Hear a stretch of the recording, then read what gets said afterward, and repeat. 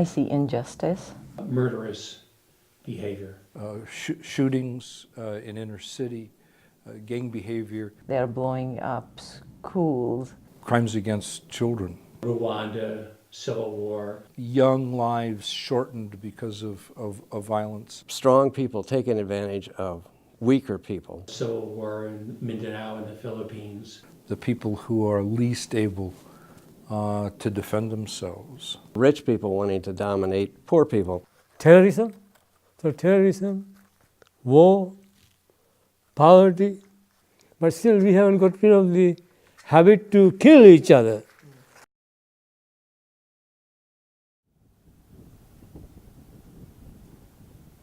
Sometimes it seems like there's so much bad in the world. It's almost overwhelming. But there's also so much good, and that's what's most important. All the things that help us see past the bad, so we can start to create the beauty.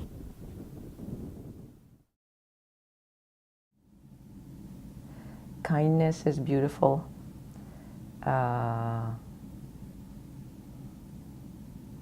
Peace is beautiful. Love is beautiful. Coexistence is beautiful. And living side by side. We experience an awedness, an amazement, a wondrous amazement of the universe around us, whether you're listening to cosmology and you realize there are enough planets in the universe as there are grains of sand. That's beyond anybody's imagination. It's just a real blessing to wake up each day and to sort of simply ask, so I wonder what God's up to in my life today, and how can I be if you will, a co-creator with God of what is good and beautiful this day. We've all had experiences of being in beautiful places and in beautiful buildings and hearing beautiful music and wonderful theater and the arts. But I've also experienced great things among human beings. And you know, there's a proverb that says beauty lies in the eyes of the beholder. It's absolutely true. Depends on how they define it. This is a God of beauty. It's a God of creation. It's a God who continues to create among us. But it's important to maintain that sense of wonder and appreciation of the things that we do take for granted. From sunrise to sunset, to waking up in the morning, to good health. But it's part of maintaining that amazement, that wonderment. Because I think if you don't maintain that, you can think that you are number one, you are the end all and be all. And I think a major tenet of Judaism is that you're part of the community, you're part of bringing that godlike world into the universe.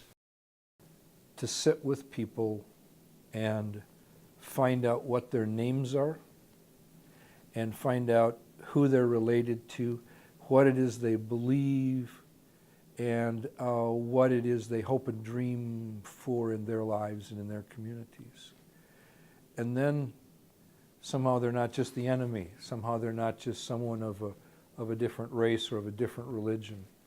They are people not unlike us, whose stories may be a little bit different than ours, but stories that are as important to them as our stories are to us. And then all of a sudden, you can't do violence to someone you know, or at least you're less able to do violence to someone you know, and someone who has a name and has a story around it. So, I mean, it's kind of getting, it starts by hanging out with and getting to know. I do try to become involved and always have been involved in community affairs, and so maybe make some contribution in that way. Helping the community, that the Prophet Muhammad said that if it was up to him, the neighbor would have a right in the inheritance too. That is how important your neighbor is. And if your neighbor goes to bed hungry, then God won't forgive you. Know the feeding of the needy. How can we, together, start to change the bad so we can see this beauty? We can't change our fellow brethren, but we can educate them. We can try to bring a light.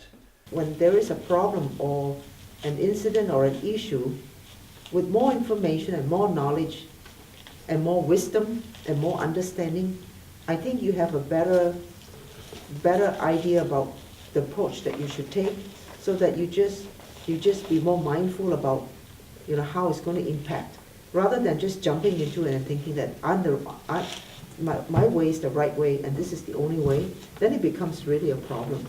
People who are strong in power or in majorities need to understand that their own security depends on the stability of the world, and that includes the weaker part of society. I always try to balance things so that if something is really bad, you ask yourself, is it really bad? Maybe it's not. And things change. You know, if you think about how things change and that nothing is permanent, it gives you some sense of relief that, you know, it's not that it's permanent. So hopefully whatever sadness or happiness, it will go. And we have to kind of look at that, you know, reality of life, and everything in moderation. I think the one thing that really comes up to me is the simplicity and being humble. Healing the world, Tikkun Olam, it's healing yourself. It's praying for healing, which is an important part of which goes on. There's a prayer for those folks who need healing. Basically, it's about coexistence, and when these certain groups talk about us against them, because there is no us against them, because in order to be a Muslim, you have to believe in all the other faiths that came before you. You have to believe in all the holy books that came before you, Torah, Bible, Psalms of David, and believe in all the holy prophets, starting from Noah to all the way to Jesus. And after Jesus came Muhammad, and we have to believe in them, and they have the same respect and rights as Prophet Muhammad or higher. Your story is as important to you and is as authentic an encounter with God as mine is, even though they might be very different. Sometimes it seems like there's so much bad in the world, but there's also so much more, so much good. In the things that unite us, the moments that inspire us, the words that give us hope, the love that brings us together, and all the experiences that allow us to see beauty in the world.